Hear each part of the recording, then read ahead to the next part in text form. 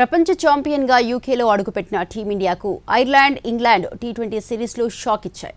అన్ని విభాగాల్లోనూ అస్థిరత, ఫామ్లేమీ వెంటాడుతున్నాయి. ఇప్పుడిక టీమిండియాకు వన్డే పరీక్ష మొదలు కానుంది. స్టార్ ఆటగాళ్లు విరాట్ కోహ్లీ, రోహిత్ శర్మలకు తోడు కెప్టెన్ శుభమన్, సీనియర్ పేసర్ బుమ్రాలతో బలంగా కనిపిస్తున్న వన్డే జట్టు భిన్నమైన ఫలితం రాబడుతుందని అభిమానులు ఆశిస్తున్నారు.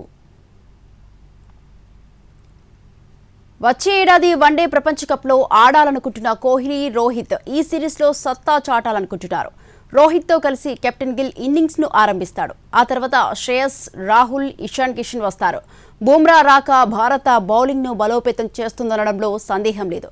ప్రసిద్ధ్, హర్షదీప్లతో కలిసి అతడు పేస్ భారాన్ని పంచుకుంటాడు. ఏకైక స్పిన్నర్గా కుల్దీప్ యాదవ్ జట్టులో ఉండే అవకాశాలు మెండుగా ఉన్నాయి. బర్మింగ్హామ్లో పిచ్ సాధారణంగా బ్యాటింగ్కు అనుకూలిస్తుంది.